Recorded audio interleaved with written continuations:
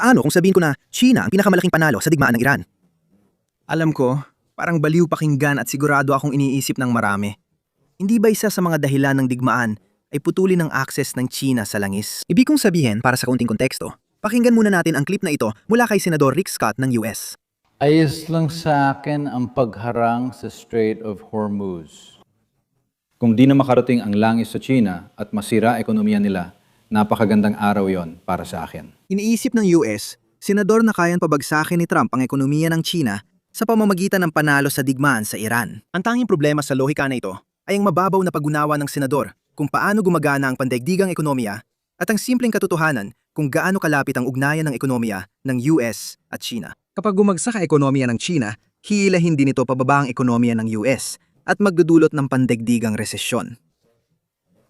Sa ikawalong linggo ng digmaan sa Iran, tatlong bagay ang malinaw.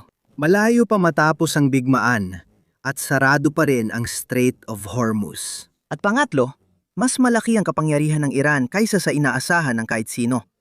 Pero ang tanong na kailangan nating sagutin sa video ngayon ay paano naapektuhan ang China? Lalakas ba ang posisyon ng China sa mundo pagkatapos ng digmaang ito? Para simula ng pagsusuri, ibabahagi ko ang isang sanaysay ng panauhin mula New York Times na pinamagatang ginagawa ni Trump ang pagkakamali ni Jimmy Carter tungkol sa Iran at langis. Pagkatapos ng Revolusyong Irani 1979, nagpadala si Jimmy Carter ng barkong pandigma ng US sa Persian Gulf para protektahan ang mga tanker ng langis na dumaraan sa reyon. Matapang ang hakbang pero nabigo dahil napalakas ng Iran ang militar at naapektuhan nila ang daloy ng langis mula noon. Ngayon, ginagawa rin ni Trump ito at naglagay pa ng blockade sa Strait of Hormuz noong nakaraang linggo. Mas apektado ang Estados Unidos sa biglang taas ng presyo ng langis kumpara sa ibang malalaking bansa gaya ng China.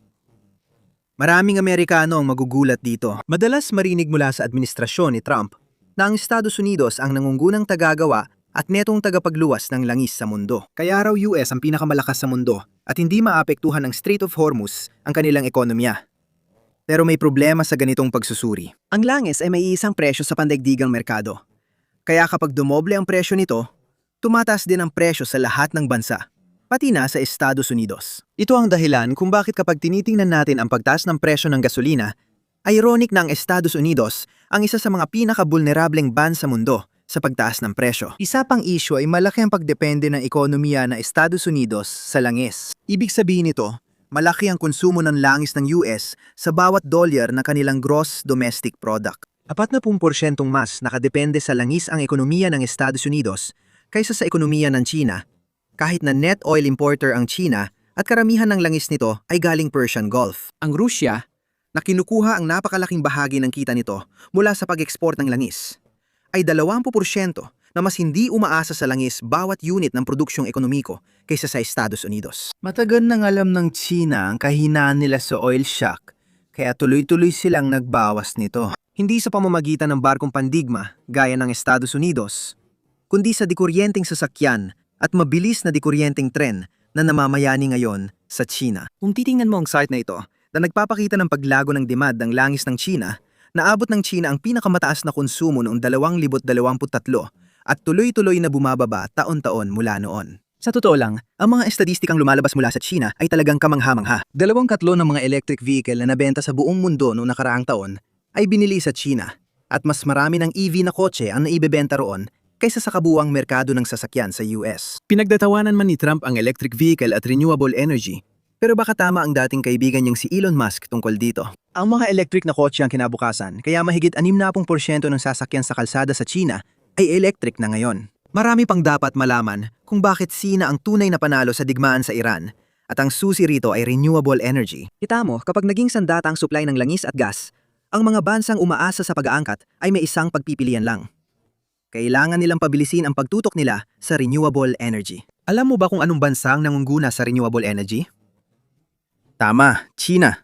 May kontrol sila sa mahigit 70% ng supply chain ng solar, hangin, baterya at electric vehicle sa mundo. Habang tumatagal ang paggagambala sa Hormuz, mas umaasa ang mundo sa renewable energy. Naglabas ang LA Times ng artikulong, "Paano ginagantimpalaan ng digmaan sa Iran ang pusta ng China sa electric cars at solar power?" Ibinahagi ni Sam Reynolds mula sa sektor na enerhiya ng US ang katotohanan sa sitwasyon ito. Pinatunayan ng sigalot sa Iran ang paraan ng China sa pagpapaunlad ng sektor ng enerhiya at geopolitika. Ang BYD ng China, isa sa nangungunang Chinese EV brands, ay inaasahang magpapalaki ng benta sa 2026 dahil sa epekto ng digmaan sa Iran. Sa totoo lang, magandang balita ito para sa BYD. Nagdalang Chinese EV company ng 10% pagbaba sa netong kita noong 2025 unang beses mula 2021 dahil sa pagbagsak ng lokal na benta ng EV sa China. 60% ng sasakyan sa kalsada sa China ay dikuryente na,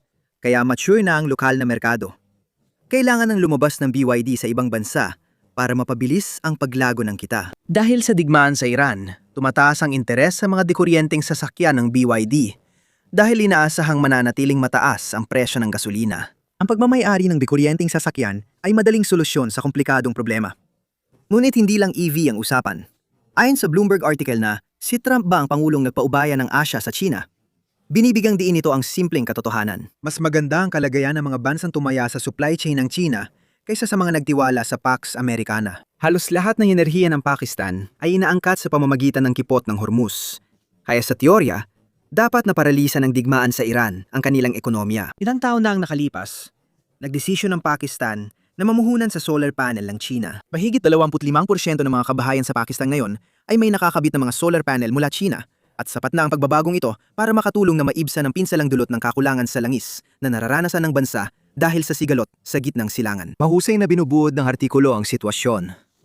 Amerika ang magdedesisyon sa iyong supply ng enerhiya, hindi mananagot sa resulta at aalis na lang. Ibebenta ng China ang teknolohiyang para hindi mo naintindihin ang ginagawa ng Estados Unidos. Malakas na pahayag ito. Sa ilalin ni Trump, hindi alam ng mundo ang susunod na hakbang ng gobyerno ng Estados Unidos. Ngayong 2026 naglansad ang US ng operasyong militar sa Venezuela, nagbanta sa soberanya ng Canada at nagbantang sakupin ang kapwa-kasapi ng NATO na Greenland, nagpasimula ng digmaan sa gitnang silangan at pinaghahandaan ng Administrasyong Trump ang susunod na digmaan sa Cuba. Para idiin ito, tingnan ang bagong survey ng Politico kung saan tinanong ang libu-libong tao mula UK, Canada, France at Germany ng isang tanong. Dapat bang mas umasa sa China o Estados Unidos sa panahon ni Trump? Kapansin-pansin, 57% ng Canadian, 40% ng Aleman, 34% ng Pranses, at 42% ng Briton ang naniniwala ngayong mas mainam umasa sa China para sa kanilang kinabukasan. Malinaw na ipinapakita ng pagbabagong ito ang paglilipat ng pandaigdigang kapangyarihan mula US patungong China. Para din ito, pakinggan ang mensahe ni punong ministro ng Espanya, Pedro Sanchez, na kamakailan bumisita sa Beijing. Nakakaintriga talaga ang dahilan ng pagbisita niya sa China. Noong mas maaga ngayong buwan, nagkaroon ng mainit na pagtatalo sina punong ministro ng Espanya, Donald Trump, dahil tumanghi ang Espanya na payagan ng mga eroplano ng US lumapag sa mga base militar nila. Espanya ang pinakamatinding tumutol sa Europa sa bagong digmaan ni Trump sa gitnang silangan na labis ikinagalit ng US na Pangulo. Pinuna ni Trump ang Espanya, miyembro ng NATO, at nagbantang ipatigil ang lahat ng kalakalan sa pagitan ng Estados Unidos at Espanya. Nanindigan ng Espanya at bumisita sa Beijing para personal na makipagkita sa Pangulo ng China at pumirma ng bagong kasunduan sa kalakalan. Narito ang tweet ni punong ministro Pedro Sanchez. Sa ika-4 kong pagbisita sa China, napansin kong dumarami ang kumpanyang Chino na interesadong mamuhunan sa Espanya. Nag-aalok kami ng katatagan, prediktibilidad at tiwala. Ngayong araw, nagkaroon ako ng pagpupulong sa Beijing kasama ang 10 malalaking kumpanya at ipinaabot ko ng Espanya ay tumataya sa mga proyektong lumilika ng trabaho, nagpapalakas sa ating produktibong base at nag-aambag sa inobasyon at paglipat ng kaalaman. Kapansin-pansin ang mabilis na pagbabago sa China nitong mga nakaraang taon. Hindi pa ganun katagal na ang China ay nagsusumikap na akitin ng teknolohiya at talento mula sa kanluran upang pumunta sa China at mag-invest sa bansa. Pero ngayon, sa 2026 kabaligtaran na ang ating nakikita. Ngayon, ang mga kanluraning bansa ang lumalapit sa China at humihiling sa mga Chino na mag-invest sa kanilang mga bansa. Sa loob ng halos 15 taon mula sa pagiging tagagaya, naging leader na sa teknolohiya ang China at patuloy pa ang pag-unlad nito. Ayon sa Financial Times, ang digmaan sa Iran ay magpapalakas sa superpower status ng China. Alam nyo, kamanga-manga na si Craig ay isa sa pinakakilalang minero sa kasaysayan ng Canada na may maraming matagumpay na proyekto. Craig, paki-explain sa lahat ang ginagawa natin dito at ang nangyayari sa Vizsla Copper. Oo, tama. Kaya ngayon, giniginaw kami dito sa drill rig sa halos -20 Celsius. May 2 drill rig kaming ginagamit dito. Binili namin ang proyektong ito mga 2.5 taon nang nakalipas para sa malaking deposito na 3 kilometro sa hilaga ng kasalukuyang lokasyon. Dahil dito, marami kaming nadiskubreng pagbabago sa lupa nang simulan naming imapa ang lugar. Natapos namin ang geophysics, soil at geochemistry na nagpapakitang maraming tanso at mataas ang potensyal ng mineral sa sistema. Nag-drill kami kalagitnaan ng nakaraang taon malapit sa natuklasan naming Fera at agad kaming may natuklasan. Kaya ito na ang pangalawang programa ng pag-drill na yon. Ito ang pangalawang butas sa pangalawang programa. Sa tingin ko, may magaganda tayong bato na lumalabas mula sa lupa dito. Kinukumpirma nito na ang Terra ay isang malaking porphyry system. May isang drill rig din kami 2 kilometro mula rito na nagtatrabaho sa Camp Lake target. Umaasa rin kaming makadiskubre roon. May nakita kaming core dito kamakailan na mukhang porphyry system. Wala pa kaming assay pero ang daming tansong nakita ko sa bato kahapon.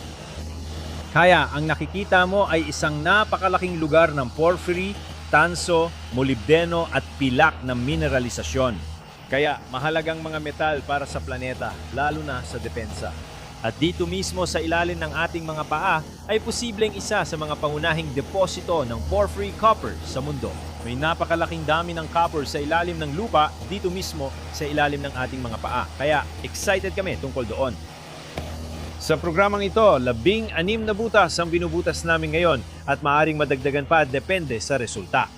Ang isang makina ay nagbubutas sa malaking Terra depositong natuklasan namin habang ang isa pa ay sumusubok sa ibang target at umaasang makadiskubre pa sa hinaharap. Ito ang unang butas mula sa Terra na nadiskubre namin nung nakaraang taon para sa programang ito. Sinimulan namin ito 2 linggo nang nakalipas, kaya nasa dulo na kami ng unang butas at maganda ang resulta. Nakikita mo lahat ng gusto mong makita itong uri ng K-Felds pa. Ang mga potasik na bato ay nagpapahiwatig na nasa gitna ka ng isang porphyry system. Makikita mo ang mga bagay tulad nitong magandang piraso na marami kang makikitang stockwork.